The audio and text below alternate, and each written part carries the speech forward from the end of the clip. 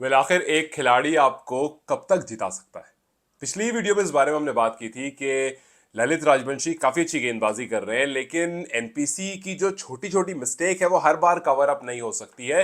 माना कि हर मैच में 4 विकेट, 5 विकेट, 6 विकेट आकर के वो ले लेते हैं, और शायद यही रीजन रहा है इस पर्टिकुलर टूर्नामेंट में कि एनपीसी जब जब कम स्कोर पर ऑल आउट हुआ तब तब 5-6 विकेट लेकर के ललित ने जो एनपीसी की परेशानी थी उसको सॉल्व कर दिया। लेकिन कहते हैं ना कि एक खिलाड़ी जो है वो आपको मैच जिताता है, पूरा टूर्नामेंट नहीं। पूरा टूर्नामेंट जिताने के लिए मल्टीपल खिलाड़ियों को एक्शन लेना पड़ता है, और आज नेपाल पुलिस क्लब की 18 मैच की जो विनिंग स्ट्रीक थी वो खत्म हो गई। आर्मी आज 4 विकेट से इस मैच को जीत गया। अब आप सोचो कि लास्ट टाइम पीएम कप में आर्मी ही वो टीम थी 2022 में जिसने इन्हें हराया हराया था, और 305 रन चेस किया था सेमीफाइनल में। सो आप सोचो कि सेम टीम आपके सामने दोबारा आती है। ये दो ऐसी मजबूत टीम है इस पर्टिकुलर टूर्नामेंट की जो बिल्कुल नेक टू नेक रही, और यहां पर आकर के वही जैसा मैंने कहा कि अगर आपकी गलतियां नहीं सुधरेंगी तो कहीं ना कहीं उसका अंजाम आपको देखने को जरूर मिलेगा। जैसे कुशल बुटेल, हालांकि रन आउट हुए, लेकिन किसी मैच में रन आया, किसी में नहीं आया। उसके बाद वाले बैटर्स ने कभी रन किया, कभी नहीं किया। दीपेंद्र सिंह आयरी कभी रन करते हैं, कभी नहीं करते हैं। सो ये जो ऑन ऑफ वाली अब जैसे ललित है, ललित लगातार विकेट ले रहे हैं। सो जैसा मैंने कल भी कहा था कि अगर एक गेंदबाज लगातार विकेट ले रहा है, जो कि हमने नेपाल में काफी बार देखा है कि बॉलर्स की फॉर्म ज्यादा लॉन्ग लास्टिंग होती है, which is a very good thing, but batters की फॉर्म जो है वो फंबल होती रहती है। जैसे अनिल शाह को आज हमने देखा कि आज अच्छा स्कोर किया, लेकिन इससे पहले वो लगातार स्ट्रगल कर रहे थे। आसिफ को हम देख रहे हैं कि वो स्टार्ट उनको मिलता है, वो सोचो 50-60 बॉल खेल लेते हैं, लेकिन फिर भी उसको वो कन्वर्ट नहीं कर पाते हैं। उस 50-60 बॉल में उनका स्कोर जो रहता है वो 22, 23, 31 इस तरह के स्कोर पर ही वो आउट हो जाते हैं। सो ये, और मैंने स्टार्टिंग में कहा था जब मैंने पीएम कप बिल्कुल स्टार्ट किया था, आप लोगों ने, तो मैंने शुरू में कुछ वीडियोस नहीं बनाई थी और आपने कहा था कि पीएम कप कवर करना शुरू करो, तो मैंने कहा था कि मैं इसे नेपाल क्रिकेट के एंगल से ही कवर करूंगा, बिकॉज मैं पूरे बेसिस नहीं जानता हूं। पीएम कप के बहुत पहले से नहीं कवर कर रहा हूं, बट कोशिश करूंगा कि बिट्स एंड पीसेस में उसको कलेक्ट करूं। और यहां पर भी जब मैं पीएम कप कवर कर रहा हूं तो मेरा जो पूरा फोकस है वो यही है कि यार बैटर्स जो है या बॉलर्स जो है वो किस तरह से परफॉर्म कर रहे हैं। बिकॉज इवेंचुअली जब आप नेशनल साइड के लिए खेलोगे तो वहां पर आकर के आपकी अगर कंसिस्टेंट परफॉर्मेंस नहीं होगी तो रिजल्ट फिर आकर के कुछ ऐसा ही होगा कि एक दो मैच में किसी ने बहुत अच्छा किया और फिर रिजल्ट जो है वो अचानक से खराब हो गया, बिकॉज वो एक दो खिलाड़ी जो था वो खराब परफॉर्म करने लगा। बिकॉज जब तक एज अ होल आप परफॉर्म नहीं करोगे आपका रिजल्ट जो है वो नहीं दिखेगा। अच्छी बात यह है कि ईशान पांडे की सेंचुरी है। Ishan Pande is one of those guys जिसको हम यहां से आगे जाते हुए देखना चाहेंगे, जिसको हम चाहेंगे कि नेशनल साइड की तरफ सोचा जाए उसको भी। और कुछ खिलाड़ी हैं और कुछ बैटर्स हैं जिन्होंने काफी अच्छी परफॉर्मेंस दी इस पर्टिकुलर टूर्नामेंट में, एंड वी वुड वांट कि आगे जाकर के हम उन्हें अच्छा परफॉर्म करते हुए और नेशनल साइड के लिए खेलते हुए देखें।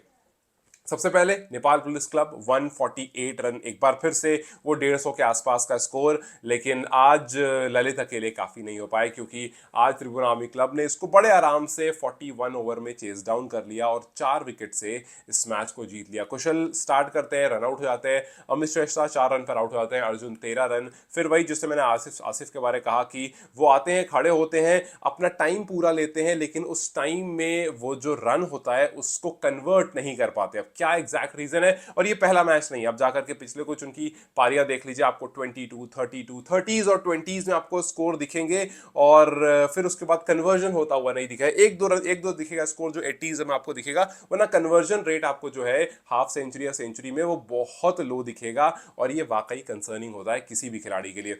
आज फिर से दीपेंद्र सिंह आयरी का बल्ला चला, हाफ सेंचुरी लगाई, और इस टूर्नामेंट के स्टार्टिंग में दीपेंद्र के रन नहीं आ रहे थे, बट देन इवेंचुअली फिर रन आने शुरू हुए, which is again a good thing, because one-days में दीपेंद्र पर सवाल होते हैं कि यार आयरी जो है वो क्यों वनडेज में परफॉर्म नहीं कर पाते, but it's a good thing कि आप यहाँ पर वनडेज में आकर परफॉर्म करो। बट देन अगेन अगर आप 50 रन स्कोर करते हो और आपकी इंटायर टीम 150 नहीं कर पाती है तो ये थोड़ा सा ट्रबलसम है, बिकॉज उसके बाद दिलीप नाथ हो गए, गुलशन हो गए, राशिद हो गए, सबने मिला जुला कर 20 रन मुश्किल से ऐड किया होगा, और फिर टीम जो है वो इवेंचुअली शैटर हो गई। शाहब आलम 31 रन दे करके 4 विकेट लेते हैं। आज उन्होंने भी अपनी 100 विकेट कंप्लीट कर ली पीएम कप में। अभी हमने देखा था ललित राजवंशी ने पिछले मैच में करा था, अब उनके पीछे भी, बिकॉज 99 पर थे ये, उनके पीछे पीछे आकर के शाहब आलम ने भी इस माइलस्टोन को टच कर दिया। So bowlers are in numbers, spinners तो खैर are in numbers in Nepal, वो भरे पड़े हैं और आपको बड़े से बड़े प्लेटफॉर्म पर दिख सकते हैं अगर उनका ये परफॉर्मेंस जो है वो कंटिन्यू रहा। लेकिन बैटर्स वाली जो प्रॉब्लम है,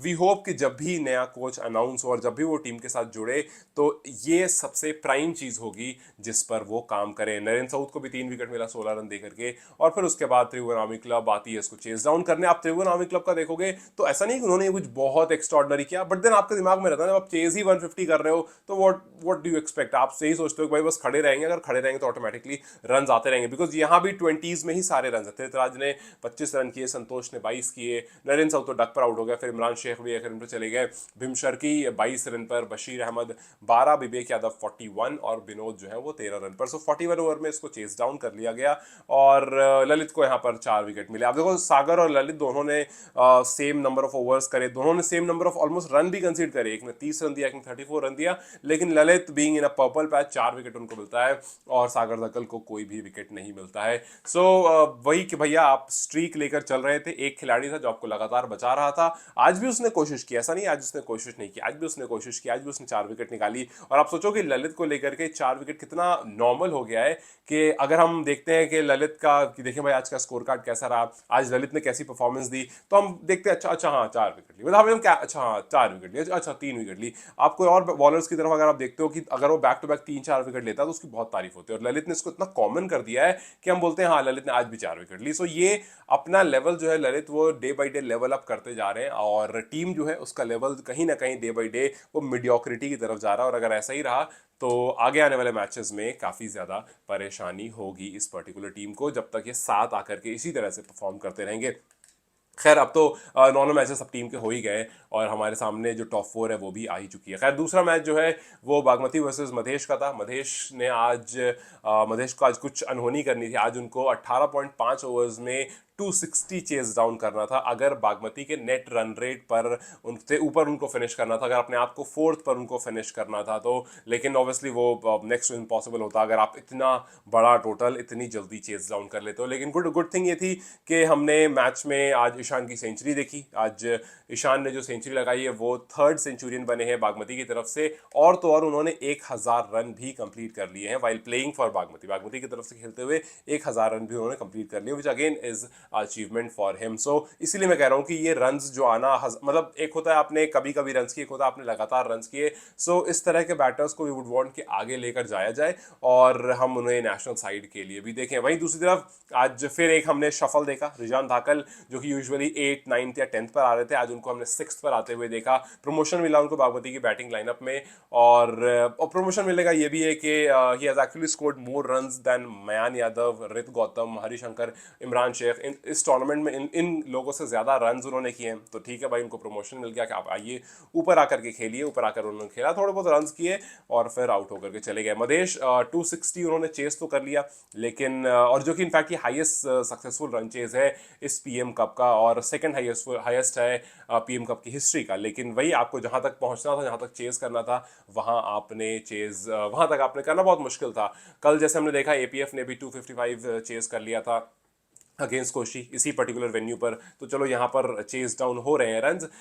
लेकिन इसमें मुझे लगता है कि एक जो पॉजिटिव और सिल्वर लाइनिंग आप कहोगे वो थी कि 70 रन्स आए स्किपर अनिल शाह के, अनबिटन 70, वो थोड़ा सा उनको भी थोड़ा सा मोटिवेट करेगा, थोड़ा सा पुश करेगा। सो बागमती ने पहले बैटिंग की, 259 फॉर 8 रहे, मधेश उसको चेज डाउन करने आए, उन्होंने 46.1 ओवर में इसको चेज डाउन कर लिया 263 रन्स को, और 4 विकेट से विथ 23 बॉल्स रिमेनिंग इस मैच को जीत लिया। सो आज फिर आशुतोष गिरैया कुछ खास नहीं, 1 रन पर आउट हो गया, लेकिन बचा कुचा क्या सारा ही काम ईशान पांडे ने कर दिया। 114 रन एक बड़ा टोटल होता है, एक बड़ा स्कोर होता है। 114 रन पुट ऑन किए, फिर उसके बाद शुभ कंसाकर 20 रन, देन 7 रन और फिर 4 रिजान धाकल, जैसे मैंने कहा कि ऊपर भेजा गया था, रिजान और विवेक ने मिलकर के 60 रन ऐड किए, और फिर उसके बाद गौतम और विपिन ने 10 और 27 रन बनाए, और फिर 259 का टोटल जो है वो बोर्ड पर आ गया। लेकिन अब यहाँ पर आपको इसको चेज करने के लिए एक बड़ी पारी चाहिए थी, ऊपर एक सेंचुरी लगी थी, यहाँ पर भी एक बड़ी पारी आनी थी, वो अनिल के बैट से आई, नॉट आउट फॉर 70 रन। और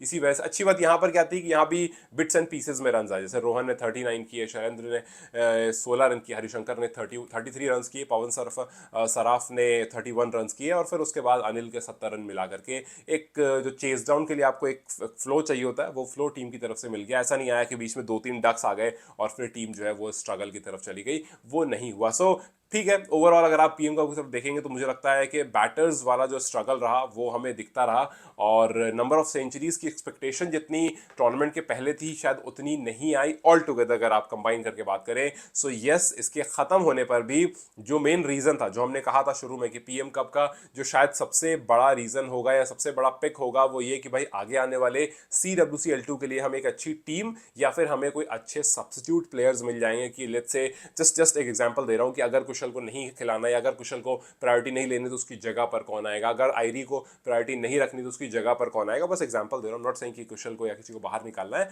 सो यही कह रहा हूं कि आपको एक ऑप्शन क्रिएट करना था, कुछ प्लेयर्स आपको मिले जिसके बारे में हम सोच सकते हैं। जब आगे टीम का अनाउंसमेंट होगा हम देखेंगे कि भाई किस किस को रखा जाता है, किस किस को इन पीएम कप में जो परफॉर्मर्स रहे उनमें से किस किस को पिक किया जाता है और कौन ऐसे हैं जो लेफ्ट आउट हो जाते हैं। बिकॉज कुछ ने रन्स किए, ऐसा नहीं कि बहुत ही बुरी परफॉर्मेंस आई, कुछ ने रन्स किए एंड विल होप के जिन्होंने रन्स किए हैं उनको टीम में रखा जाए। खैर 29 को देखते हैं किस तरह से मैच होता है, who lifts the trophy. Till then you guys take care, I will see you very soon.